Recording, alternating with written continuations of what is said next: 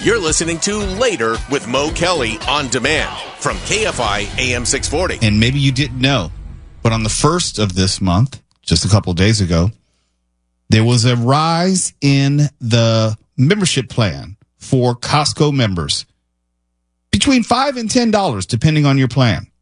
And it's the first time in 7 years that Costco has increased its membership fee. Now, I have to talk to my wife about it because she runs the whole Costco thing. When she goes shopping, she goes to Costco. I'm really not in the loop. But I know Mark Runner, I know producer Lindsay have a little connection to Costco. Producer Lindsay, did you know that this membership fee hike was coming? No, because I don't pay the Costco thing. My dad does. Must be nice. No, I just shop. I don't need to worry about the cost of anything. Mark Runner, did you know that this membership hike was coming? I knew that mine auto-renewed, and I didn't check to see what the price was, so no. It's kind of like Amazon Prime. Yeah. And then they sneak in the hike that way. So how much is it? Well, it's between $5 and $10. That's what I think it depends on your membership plan. Oh, for the whole year? Yes.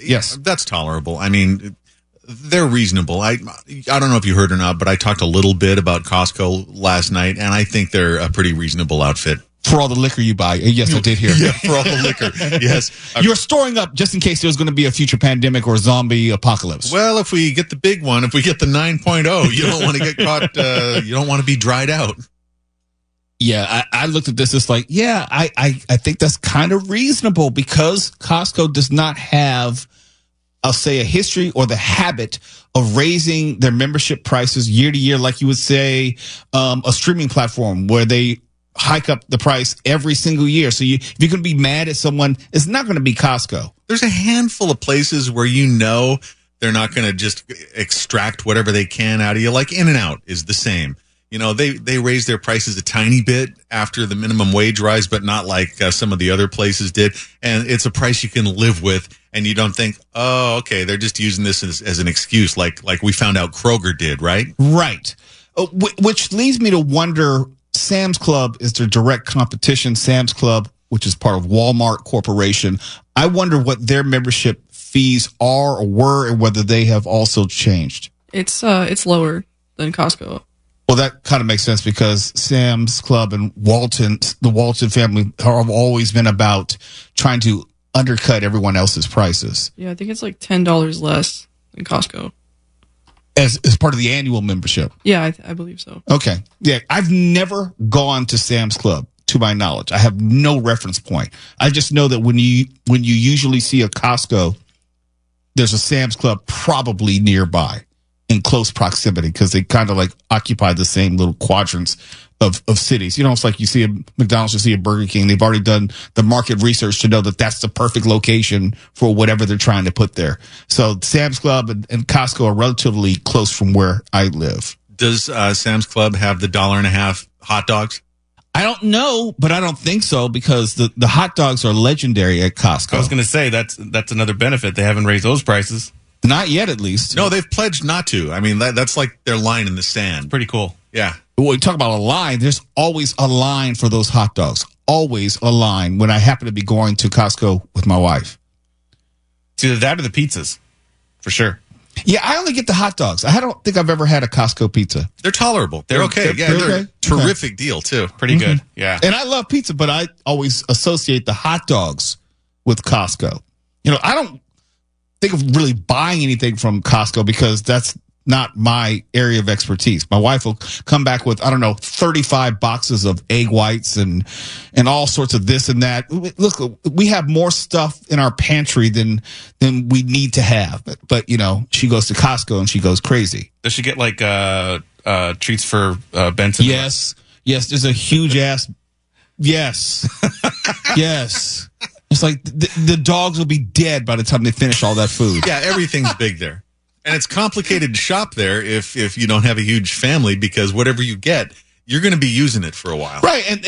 And you made a great point last night, Mark, because you have to buy so many to get the discount or to make the discount make sense.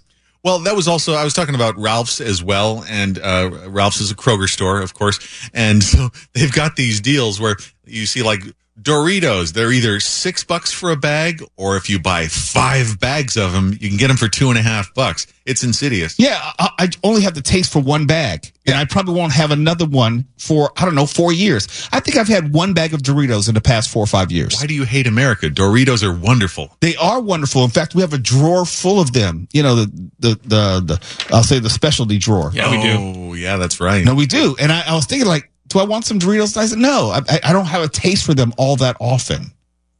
Well, there's something wrong with you then. I can always eat Doritos. There is. There is something wrong with me, but at least I'm self-aware. No, there was something that came up a couple of weeks ago. Somebody was criticizing Kamala Harris for eating a whole bag of Doritos.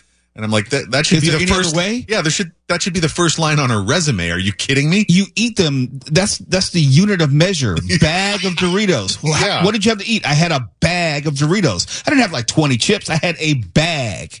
Once you start, you're finishing it. Oh, they're engineered for you to do that. They're suppressing your fullness impulses, so you got to eat the whole bag. The problem I have with Doritos is the problem I had with Cheetos. I don't like the powdered stuff on my hands. I don't usually eat food with my hands. And it's not like you can eat Doritos with a fork. So there's a conundrum there. It's hard to eat them. And there are times where I've actually eaten Doritos with a napkin. No, I think you're 100% on the right track there. Doritos, if they were smart, they'd have little gloves with the bag, like with hair products. They have gloves. They should do that. Yeah. Have they ever made like a naked Dorito chip, like a regular tortilla chip, just without any of the flavor? That would be an obscenity. Why would you want that? Yeah, because then Dorito came out and said, no, that's part of the quote unquote experience, is having that cheese dust or whatever one you have dust on your hands. If you don't need a shower after you're done with Doritos, you're doing it wrong. See, I don't like the dust of my hands. It gets sticky. It's just, it's physically uncomfortable. It goes back to my OCD. Yeah, but it's just part of the experience. You learn to love it. It's probably not worth it, but one of the life hacks I saw for people like you, Mo, is they use chopsticks. I'm pretty good with chopsticks. No, that's not a bad idea. So that's the one I saw when they said, hey, if you love Doritos but you hate the dust. Thank you. There you go. Yes, I'm very adept and adroit, like those words, with chopsticks. There you go. I can handle some chopsticks. Are you demure as well? Oh, here we go again. I thought so. I could not escape that word. Now it's like everywhere. It's Very everywhere. demure. Very, very, very demure. And mindful? Yeah. Something like that. Okay, good. You're listening to Later with Mo Kelly on demand from KFI AM 640.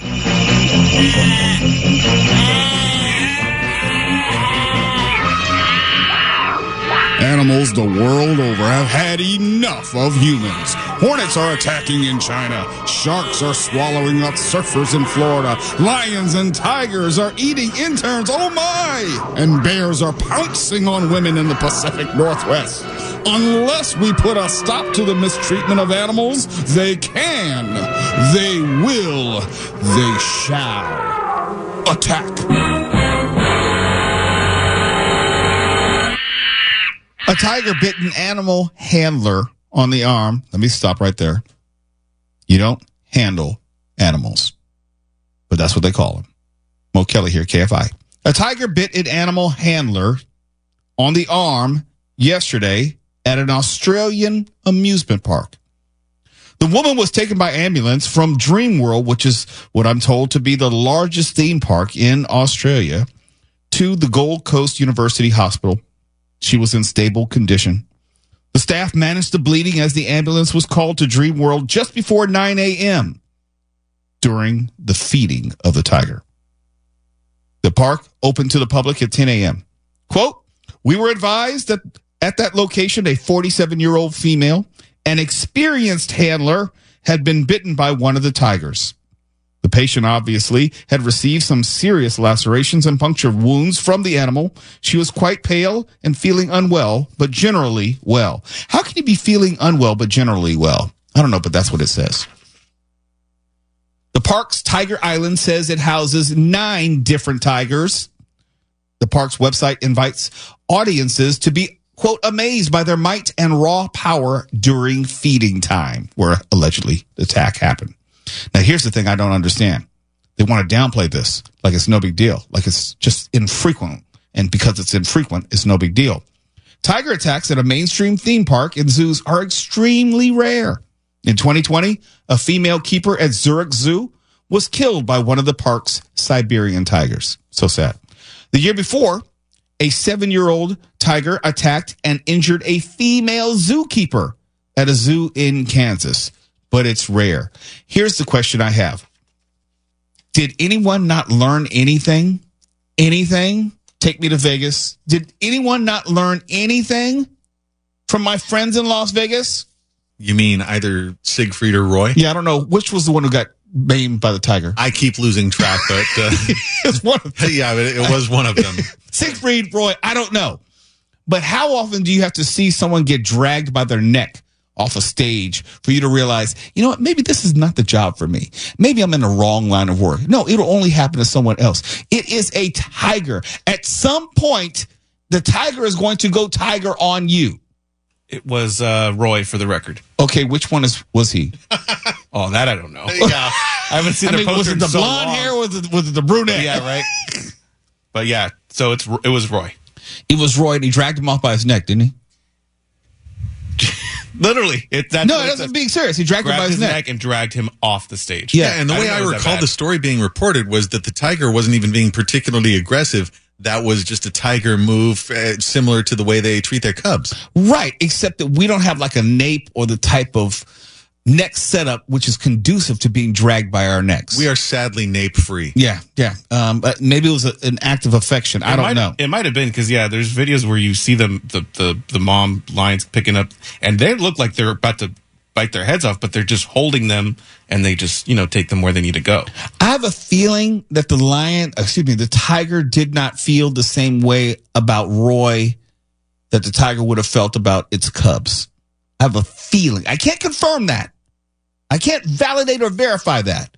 Well, nursing does promote a certain degree of bonding. Well, not only that, as opposed to the trainer who's probably threatening and whipping and more than just cajoling a tiger to do what you want it to do. It's being forced to do something. I believe that tigers resent operant conditioning like that, don't you? They're not pets. I don't understand this. And this is 2024, okay? We just had a guest on from Ringling Brothers. The whole idea of these animal acts, they don't really exist anymore in the United States. I mean, did we learn anything from SeaWorld? Those things are a part of the past when it comes to, I'll say, American theme parks, at least. Yeah, haven't circuses completely eliminated things like elephant acts just Yes, because they of have. Cruelty? Yes, they have. Yeah. No, go ahead. I was gonna say the ad has come up a couple times, and you see nothing but people doing trapeze acts. Yeah, stupid human flying tricks. out of cannons and all that stuff. But there's nothing. I don't see one shot of an animal. Yeah, it just makes sense. In the 21st century, and I've said this before, it won't be long before horse racing is gone. I know people love horse racing, and I grew up with horse racing, loved horse racing. I'm just saying our society has evolved to the point where those types of attractions have a short lifespan in front of it. Well, and zoos as well. As far as horse racing goes, barely a week goes by when I don't have to report on a horse being injured and put down. Yep. But zoos, I don't patronize zoos myself because no matter what positive things you can say about them, I personally find them cruel. And there's nothing you can see at a zoo that you couldn't see on a screen. I mean, you're not going to touch the animals, so what difference does it make? Well, come on now. You all remember the petting zoo where you get to touch the sheep and the goats. Well, I'm going to stick with the cat cafe, if you don't mind, where you go to a cafe and you can pet the kitties. That's all I need. Well, this is why I don't have a lot of sympathy for those who may be harmed doing these jobs, because we should be at the point now. It's like, you really don't need to be a tiger tamer. You really don't need to be a tiger handler. Haven't we evolved past that? Haven't we moved past that? Don't you know that eventually that animal, either intentionally or unintentionally, is going to do something to harm you or someone else? Oh, yeah. When I see reports of, say, bullfight gorings, I'm on the side of the bull. The running of the bulls, I try to watch that live on the internet each year, and I am looking for people to be gored. I am hoping that it happens, because if you're going to willfully, intentionally put yourself in front of a bull that you've taunted, mind you, just for the sake of a thrill, I want you to get gored right through the back. That is an absolute Darwin Awards event. Yeah, look, I hope something bad happens to you. And I know it's wrong to say that. I know it's wrong to say it out loud. I know it's wrong and unchristian-like to think it. But you know what? Damn it, I'm rooting for the bull, too. It's okay. We agree on something. No, it's one of the few things we actually agree upon. Now, as far as the plastic bags, not so much. No. But the bull, absolutely. All right, we're 50-50 for the night. Well, we got another 3 segments, so we're going to break this tie somehow, some way. Okay. It's Later with Mo Kelly, KFI AM 640, live everywhere on the iHeartRadio app, and we have an AI Oprah update. You're listening to Later with Mo Kelly on demand from KFI AM 640. Everybody in the audience, now listen to me carefully, is being given a special package, and I don't want you to open it. Does everybody have a box? Yeah! All right. Inside one of these boxes is a key. Do not open it yet. Okay, everybody listen up. Here is the deal. If your box has a key, you will be the last person today to get one of those cute little G6s. Okay? Who will it be? Are you ready? Hold on. Are you ready? JR is back in our audio booth. I want, JR, this calls for a drum roll. Cue the drum roll. All right, open your boxes. Open your boxes. 1, 2, 3.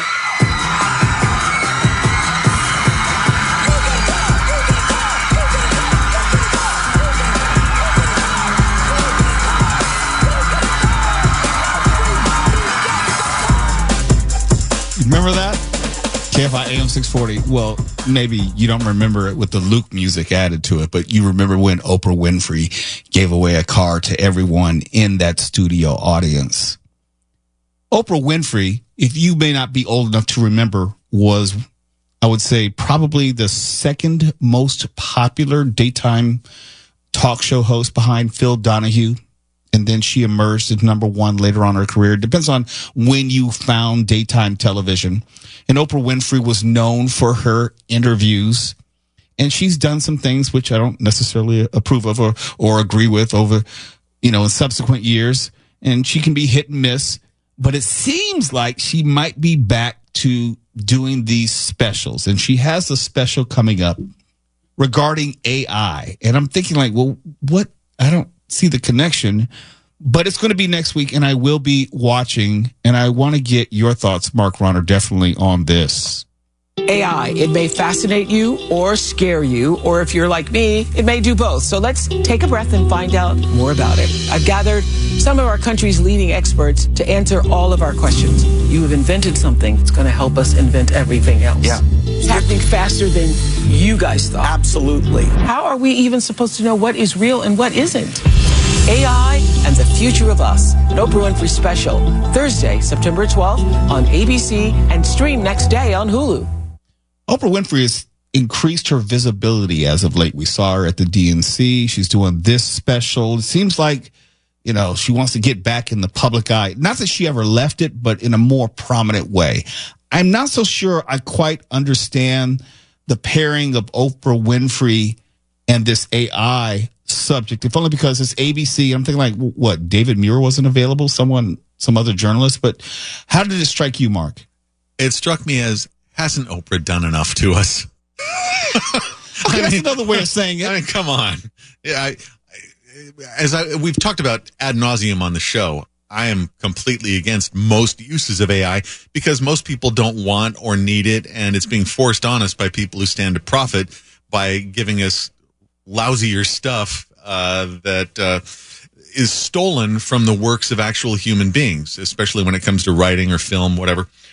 So, we don't know where Oprah comes down on this based on the promo you just played, but maybe she's in the pocket of big AI. We'll find out, huh? Well, it's being positioned, or I should say most of our discussions have been positioned, including our legislative discussions have been positioned around the idea that AI is happening and expanding and being implemented faster than we originally imagined, and we can't foresee the growth of AI. But yet and still, we are still running headlong into the AI future. That's what I can't reconcile. It's like you acknowledge that you can't control it. You acknowledge that it's inherently dangerous because of the lack of controls. You acknowledge that you can't really predict what legal parameters you'll need for just the near future, much less 5-10 years from now. Oh, yeah. And to the extent that it's inevitable, it needs to be regulated out the yin-yang to prevent abuses. And potential abuses are infinite with this stuff. It seems like we're waiting for something bad to happen to justify doing something to prevent something really bad from happening. It's almost like you're careening at 150 miles an hour. It's like, oh, we don't need brakes. Oh, no, we'll be fine.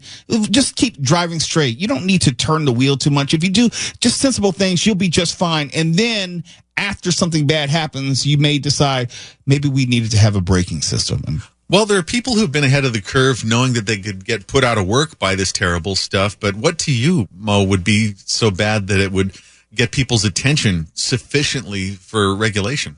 I don't know. Almost, we are a reactionary people.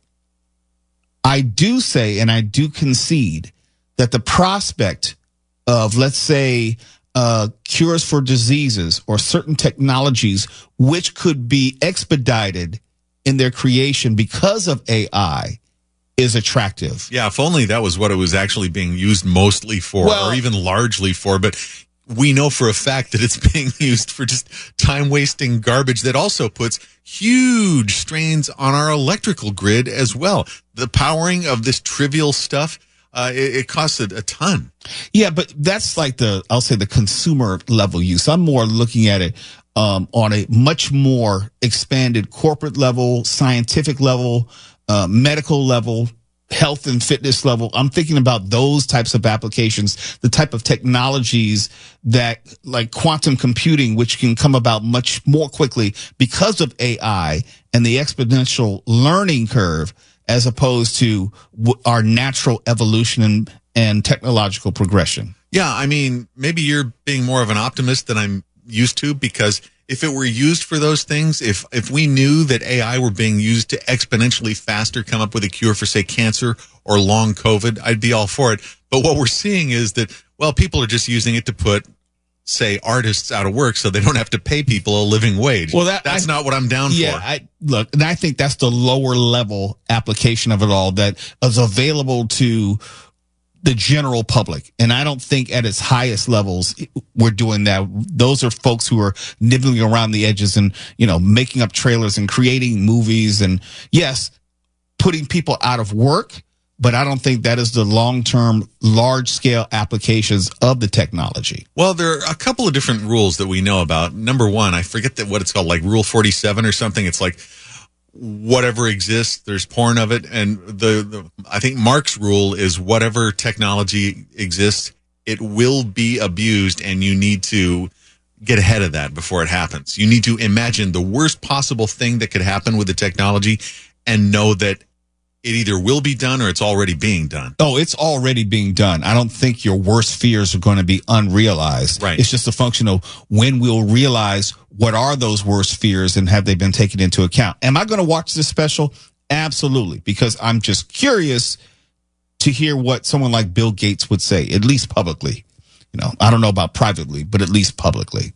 Is this going to be a guy night where you and I are having a couple cocktails, kicking back, watching some Oprah? Oh, probably. Yeah. It's about the only time ever that, we as guys will do the bro thing with Oprah. But it's curious to me. I don't get me wrong. I love Oprah Winfrey, and I'm awed at her contributions to media. It just seemed like a strange pairing for her to be the voice of this sit-down interview, this documentary, however, this special. Yeah, I don't think of her as a hard-hitting journalist. I mean, I think more along the lines of puff pieces with her, but it'll be interesting to see how she presents it, because, by God, we've been subject to one media disappointment after another in recent years where our journalists just turn out to be stenographers for whatever and whoever. I mean, I hope she reacts like a legit journalist. I don't know if it's being positioned as that. I think it's being positioned as a special not a news special. Let's listen again. AI, it may fascinate you or scare you, or if you're like me, it may do both. So let's take a breath and find out more about it. I've gathered some of our country's leading experts to answer all of our questions. You have invented something that's going to help us invent everything else. Yeah. It's happening faster than you guys thought. Absolutely. How are we even supposed to know what is real and what isn't? AI and the Future of Us, an Oprah Winfrey special, Thursday, September 12th on ABC and stream next day on Hulu. Yeah, it's an Oprah Winfrey special. It's not ABC or 2020 World News Tonight special. Don't you miss Mike Wallace? Because this sounds like an infomercial to me. Look, I would have loved this to be a 60-minute piece. Mike Wallace, I don't know, Morley Safer, someone where this is in their wheelhouse. Yeah, those guys were my heroes. I used to love watching them finally track somebody down and get up in their grill and confront them about things that they had done instead of, like I said, puff pieces. Puff pieces are anti-journalism. They are. And I don't think that Oprah Winfrey, if she were in this conversation, she would allege to be a journalist in that capacity or of that type. So I don't think she's misrepresenting herself. I think we have to manage our expectations going in. Your expectations of Oprah. Let's pause to examine what those are. Daytime television. Yeah, I know. Okay. When we come back, we're going to talk about music, the law, politics, and their intersection. You're listening to Later with Mo Kelly on demand from KFI AM 640. And just in case you didn't know, it is the general election season as we're about to elect a new president. And when these political candidates, and not just presidential candidates, but most candidates these days, when they go out on the campaign trail, they usually have some sort of entrance music, a song that either hypes the crowd or hypes up the candidate as well. Maybe it's just a song that the candidate likes. Well, there are licensing issues. There are legal issues attached. You just can't use someone's song at a rally, which is probably going to be streamed or televised or recorded or broadcast without the associated rights. It's not a matter of, well, we like the song. We're just paying homage to the artist. Legally, you can't do it. Most of the time, artists are cool with it. Most of the time. Most of the time, they won't say anything. They may not specifically like the candidate, or they may not have ill feelings toward the candidate. Most of the time, it's cool. But when you have someone like Donald Trump, like him or loathe him, he is very polarizing. And there have been a number of artists who have said explicitly through cease and desist letters, public statements, or even lawsuits that they do not want the former president using his, her, their music as part of his entrances or campaign rallies. One of those is Eddie Grant's Electric Avenue. And Eddie Grant is one of the few people to actually sue Donald Trump and the Trump campaign. And this fight has been going on for more than 4 years. But what makes the story interesting is that although that Grant sued Trump 4 years ago, it wasn't only having to do with using his music as an entrance song. It had to do with Trump tweeting when he was back on Twitter back then, tweeting an anti-Biden cartoon that used portions of the song in the music bed. This was August of 2020. The tweet was viewed 13.7 million times. Twitter eventually took it down to avoid legal repercussions. Eddie Grant's legal team sued, arguing that Trump is responsible for $300,000 in damages. That's key. Remember that number, $300K. This Friday, Trump's team and Eddie Grant's team will be paired, squaring off against each other in a Manhattan courtroom to further litigate this issue, even though it's been going on for 4 years. But check out what Trump's legal team is set to argue. And there may be some truth to it, but we'll see. Trump's legal team is going to argue that Grant only owns the copyright to the sheet music, not the recording master. And you're probably like, well, what difference does that make? Well, there are 4 types of music royalties. 4. There's the mechanical royalties, which focuses on the reproduction of music. Let's say if it's going to be on a CD or it's going to be a vinyl release or streaming like via Spotify. That's the first type. There's performance royalties, and those are for when music is performed in public, like say at a concert or on the radio, streamed online, or let's say at a campaign rally. And the third type is print music royalties or sheet music royalties, and that's paid for the use of sheet music.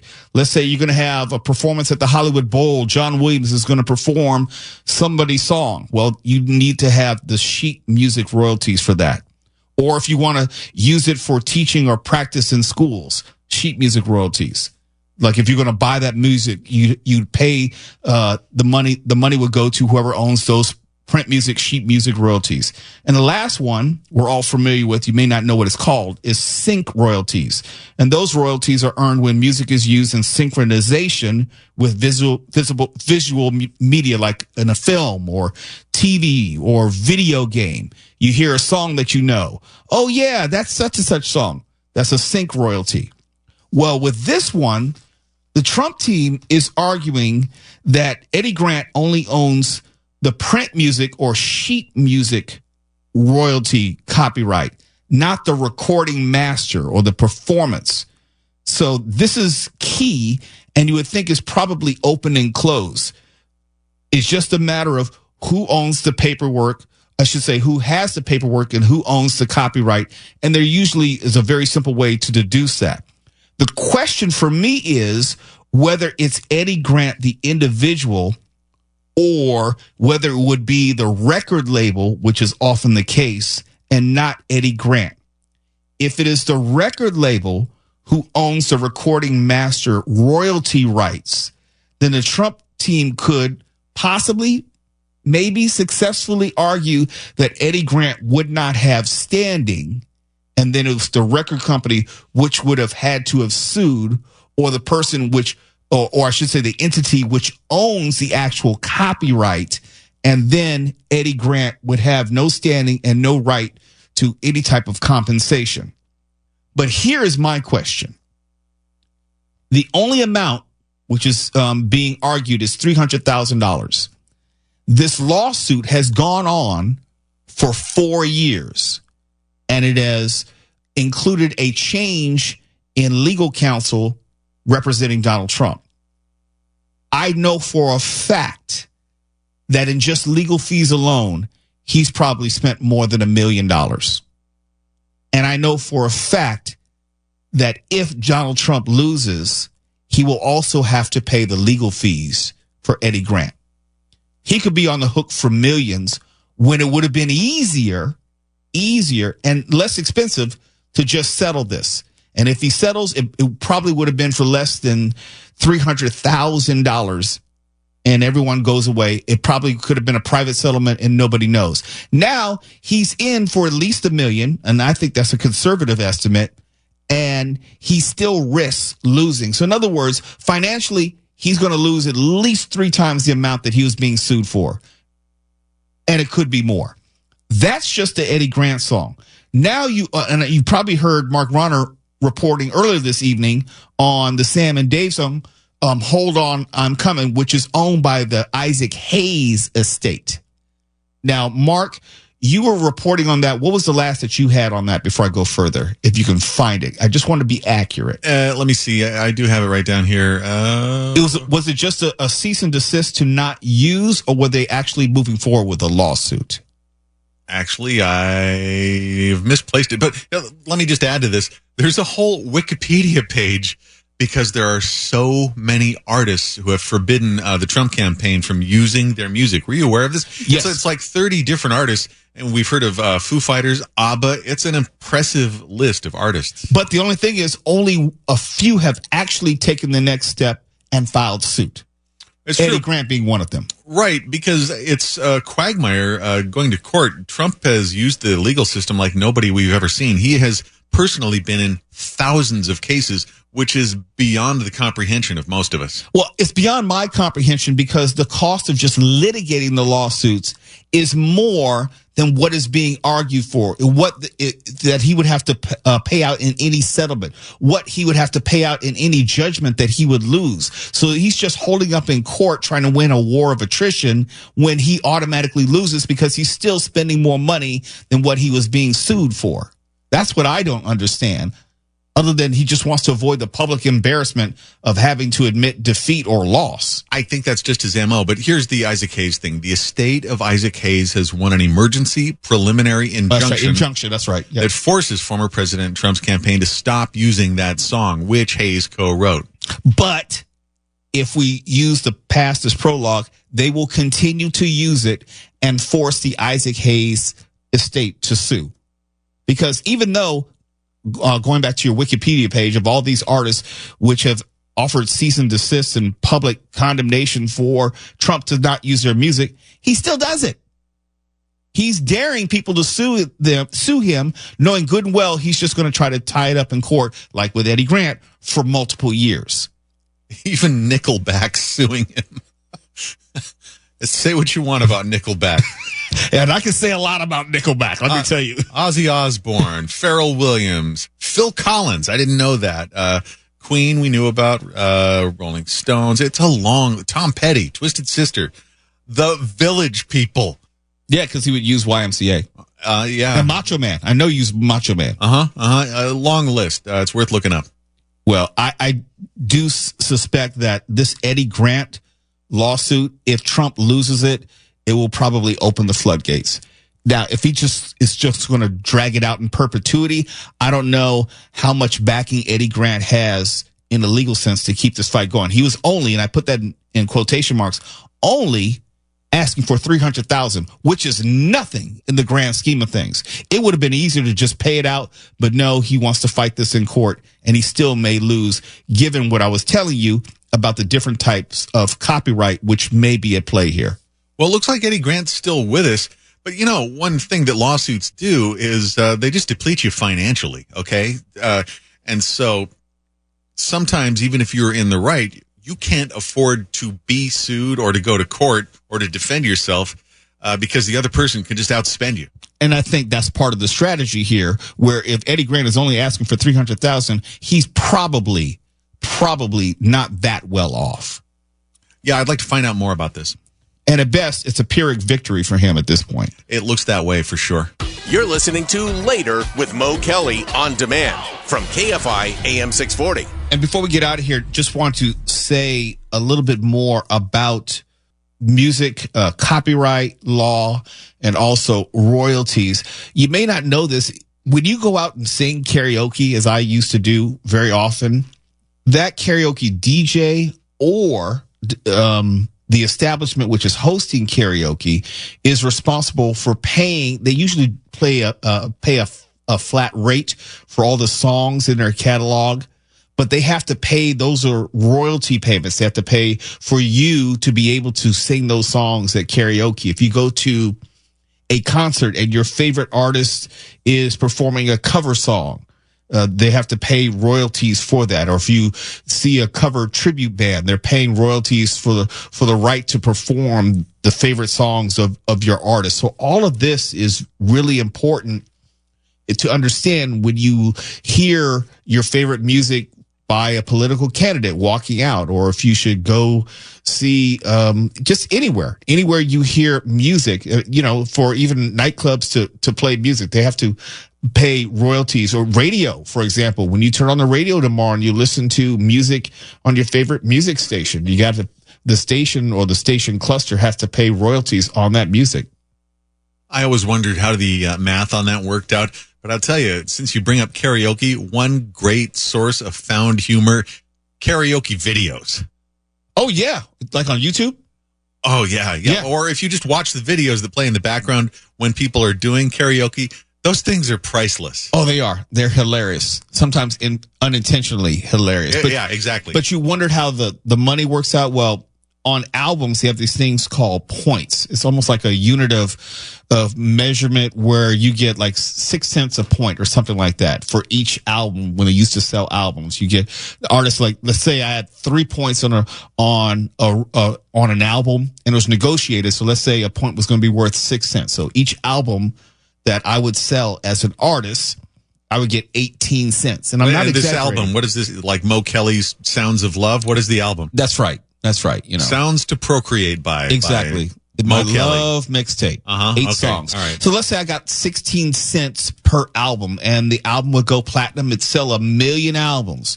Well, I would be entitled to the 18 cents for those 1 million albums, but that was only after I paid back my record label for any advances, any studio recording time, any of all these other associated expenses. But to go deeper into your answer, you'd also get points on radio airplay. So let's say you hear one of my songs on the radio, and if I owned the publishing copyright for that, or the associated copyright for radio airplay, without getting way too deep in the weeds. Right, for Mo Kelly's Sounds to get it on to. Let's say I get maybe 3 cents each time it plays. Oh, yeah, baby. Come on over here with your big ass.